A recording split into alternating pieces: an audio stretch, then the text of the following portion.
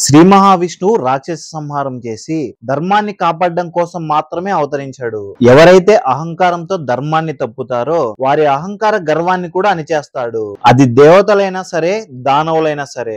మనందరికీ శ్రీకృష్ణుడు తన చిటికెన వేలుతో గోవర్ధనగిరి పర్వతాన్ని ఎత్తాడని తెలుసు. మరి అంత చిన్న వయసులో కృష్ణుడు అంత పెద్ద కొండని ఎలా ఎత్తాడు అని చాలా మందికి డౌట్ కూడా ఉంటుంది. ఎందుకంటే శ్రీకృష్ణుడు సాధారణ మానవ అవతారం కాదు, సాక్షాత్తు ఆ శ్రీ మహావిష్ణువే దేవకి కడుపున తన 8వ అవతారమైన శ్రీకృష్ణుడుగా జన్మించాడు.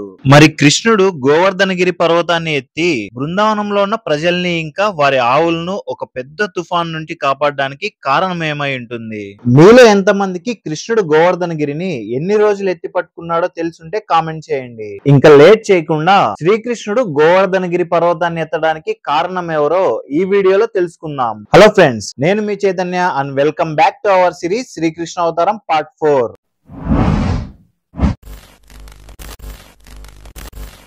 ఒకసారి బ్రహ్మదేవుడు శ్రీ మహావిష్ణువు కంటే అతనే గొప్పవాడని అహంకారం చూపిస్తాడు. ఎలాగైనా బ్రహ్మదేవుని అహంకారం అణచాలని శివుడు ఒక పెద్ద ఆది అంతం లేని లింగంలాగా మారతాడు. ఎవరైతే ఆ లింగం యొక్క మొదలును ఇంకా చివరి భాగాన్ని కనుక్కుంటే వారే గొప్ప అని అంటాడు. ఇంకా బ్రహ్మదేవుడు తన హంసవాహనం ఎక్కి ఆ లింగం పై భాగాన్ని కనుక్కోవడానికి వెళ్తాడు. అలాగే శ్రీ మహావిష్ణువు ఆదివరాహ అవతారంలో కింద భాగాన్ని కనుక్కోవడానికి బయలుదేరతాడు. అలా ఎంత వెతికినా వాళ్ళిద్దరూ ఆ లింగం యొక్క ఆది అంతం కనుక్కోలేకపోతారు. శ్రీ మహావిష్ణువు శివుడి దగ్గరకు వచ్చి తను ఏమీ కనుక్కోలేదని నిజం చెప్తాడు. కానీ బ్రహ్మదేవుడు ఆ లింగం యొక్క మొదలను కనుక్కున్నాడని అబద్ధం చెబుతాడు. అప్పుడు శివుడు కోపంతో రగిలిపోతాడు. ఆ కోపం నుంచి శివుడి ఉగ్రరూపమైన వీరభద్రుడు పుడతాడు. శివుడి ఆజ్ఞ ప్రకారం అహంకారంతో ఉన్న బ్రహ్మదేవుడి 5వ తలను నరికేస్తాడు.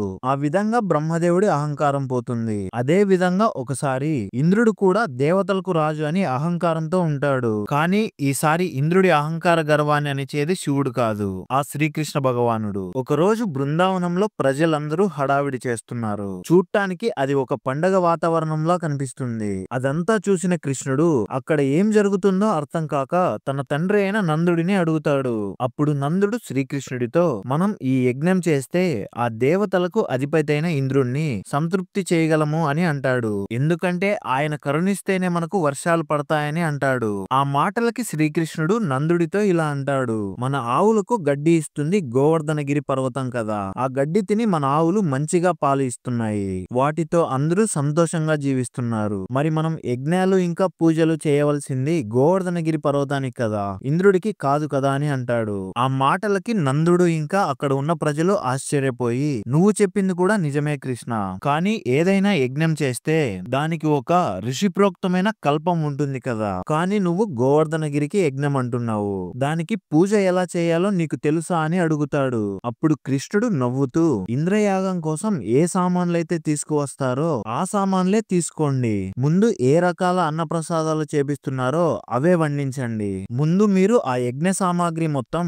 ఓం ఇంద్రాయ స్వాహ అని అగ్నిలో వేసేవారు. కానీ ఇప్పుడు నేను చెప్పిన యాగంలో అవి తీసుకొని ముందు బ్రాహ్మణులను కూర్చోబెట్టి వాళ్ళకి అన్నప్రసాదాలు పెడతారు. వాళ్ళు తిన్న తర్వాత మిగిలిన అన్నప్రసాదాలు బ్రాహ్మణోచితము అవుతుంది. అది మనల్ని రక్షిస్తుంది. ఆ తరువాత మనందరం మిగిలిన పదార్థములను తింటాము. ఆ తరువాత మిగిలినవి కుక్కలు ఇంకా పక్షులను పిలిచి వాటికి కూడా పెడతాము. చివరికి మన పశువులన్నిటికీ మంచి గడ్డిని పెడతాము. అవి వాటన్నిటినీ తిన్న తర్వాత మనం వండిన పదార్థాలు కొంచెం తీసి కుండలో పక్కన పెడతాము. ఆ తరువాత బృందావనంలో ఉన్న ప్రజలందరితో సహా లేగదూడలను కూడా తీసుకొని అందరం గోవర్ధనగిరికి ప్రదక్షిణ చేద్దాము అని అన్నాడు. ఇంకా శ్రీకృష్ణుడితో సహా బృందావనంలోని ప్రజలు ఇంకా ఆవులు మొత్తం శ్రీకృష్ణుడి వెనకల గోవర్ధనగిరికి ప్రదక్షిణ చేయడం మొదలు పెడతారు. బృందావనంలో వాళ్ళు చేసే చప్పుళ్ళు ఇంద్రుడికి వినపడతాయి. అక్కడ ఏం జరుగుతుందో తెలుసుకోవాలని ఇంద్రుడు తన సేవకులను పిలిచి అడుగుతాడు.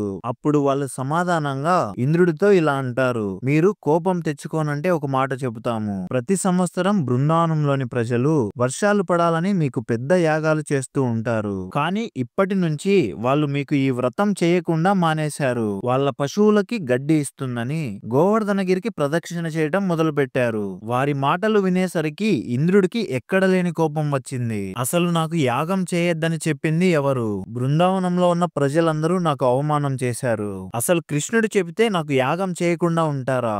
అతను ఏమైనా ఋషా లేదా ఇంకా దేవుడా అని అంటాడు. ఇంకా కోపంతో ఇంద్రుడు మేఘమండలములన్నిటినీ పిలిచి బృందావనం అంతా చీకటైపోయేలాగా కమ్మేయండి. పిడుగులు ఇంకా మెరుపులు మెరిపించండి. ఆ దెబ్బకి వారి ఆవులు ఇంకా వారి ప్రజలు మొత్తం చనిపోవాలి. భూమికి ఇంకా ఆకాశానికి తెలియకుండా వడగండ్లు కురిపించండి. ఏనుగు తొండమంత ఉన్న దారలు పడిపోవాలి. బృందావనం మొత్తం నీటితో నిండిపోయి వారి ప్రాణాలు మొత్తం అందులో కొట్టుకుపోవాలని అంటాడు. అంతేకాకుండా తను కూడా తన వజ్రాయుధం తీసుకొని ఐరావతం ఎక్కి వారి వెనకలే వస్తానని చెబుతాడు. ఇంక బృందావనంలోని ప్రజలందరూ గోవర్ధనగిరికి ప్రదక్షిణ చేసుకొని వచ్చారు. ఆవులు ఇంకా దూడలు ఇంటికి వెళ్లకుండా అక్కడే ఉన్నాయి. ఈలోగానే బృందావనం మొత్తం గాఢాంధకారంతో నిండిపోయింది. ఇంతకు ముందు ఎప్పుడూ లేని విధంగా పిడుగులు పడుతున్నాయి. ఆకాశం మొత్తం మెరుపులు. ఆ మెరుపుల నుంచి వచ్చే వెలుగుకి అక్కడ ఉన్న ఆవులు, ఎద్దులు ఇంకా దూడలు తట్టుకోలేక ఎక్కడికక్కడ పడిపోతున్నాయి. బృందావనంలో ఉన్న ప్రజలందరూ వారి ప్రాణాలను కాపాడుకోవడానికి పరిగెత్తుతున్నారు. అప్పటికే చాలా ప్రాణ నష్టం జరిగిపోయింది. ఇంకా మిగిలిన వారు వారి ప్రాణాలను రక్షించమని శ్రీకృష్ణుడిని వేడుకుంటున్నారు.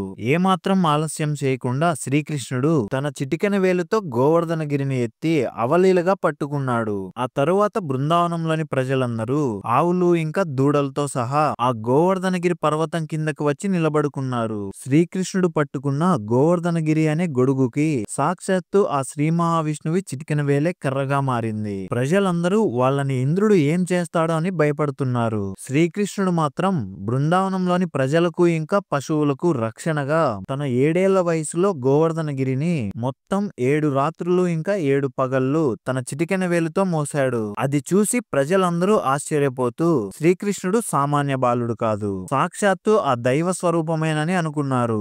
ఐరావతం మీద కూర్చొని ఇంద్రుడు బృందావనానికి వస్తాడు. శ్రీకృష్ణుడు తన చిటికెన వేలు మీద గోవర్ధనగిరిని మోయటం చూసి అక్కడ కురుస్తున్న భయంకరమైన వర్షాన్ని, పిడుగులను ఇంకా ఉరుములను ఆపేస్తాడు. ఉన్నట్టుండి వర్షం ఆగిపోతుంది. ఇంద్రుడికి ఒక అనుమానం వస్తుంది. అసలు ఇంత చిన్న పిల్లాడు గోవర్ధనగిరిని 7 రాత్రులు ఇంకా పగళ్ళు ఎలా ఎత్తగలిగాడు? బృందావన ప్రజలందరూ ఆ కొండ కిందకి ఎలా చేరారు? అది నిజమేనా, లేకపోతే ఆ పిల్లాడు పరబ్రహ్మ స్వరూపమా అని అనుకున్నాడు. ఒకవేళ అదే నిజమైతే తన ఇంద్ర పదవి పోతుందని భయపడతాడు.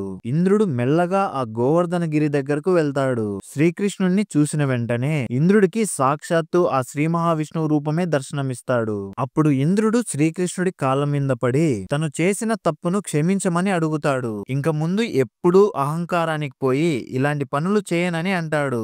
ఇంద్రుడు తను చేసిన తప్పును అంగీకరించాడు కాబట్టి శ్రీకృష్ణుడు క్షమించాడు. కేవలం ఇంద్రుడి అహంకారం అనచటానికి శ్రీకృష్ణుడు 7 రాత్రులు ఇంకా 7 పగళ్ళు గోవర్ధనగిరిని ఎత్తాడు. ఆ తరువాత స్వర్గంలో ఉన్న కామధేనువు శ్రీకృష్ణుడి దగ్గరికి పరిగెత్తుకుంటూ వచ్చి, మనుషులు వాళ్ళకి ఆపదొస్తే ఎక్కడికైనా వెళ్లి దాక్కుంటారు, కానీ మా ఆవులు, ఎద్దులు ఇంకా దూడలు నోరు లేని జీవాలు. కానీ నువ్వు జగన్నాథుడివి కాబట్టి మా కష్టం నీకు తెలుసు.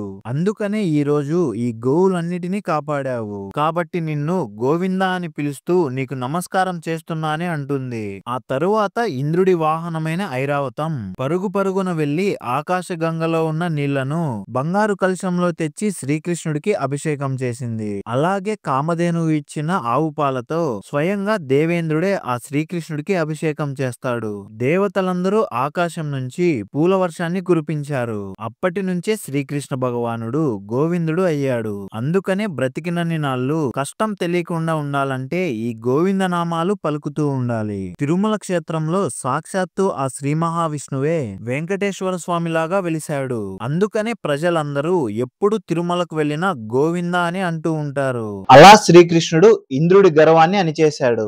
మన నెక్స్ట్ వీడియోలో శ్రీకృష్ణుడి 8 మంది భార్యలను ఎలా పెళ్లి చేసుకున్నాడో తెలుసుకుందాం. సో ఫ్రెండ్స్, మన ఈ శ్రీకృష్ణ అవతారం సిరీస్ ని మిస్ అవ్వకుండా ఉండడానికి మన ఛానల్ ని సబ్స్క్రైబ్ చేసుకొని నోటిఫికేషన్ బెల్ ని ఆన్ చేసుకోండి. ఇంకో మంచి ఇంట్రెస్టింగ్ స్టోరీతో నెక్స్ట్ వీడియోలో కలుసుకుందాం.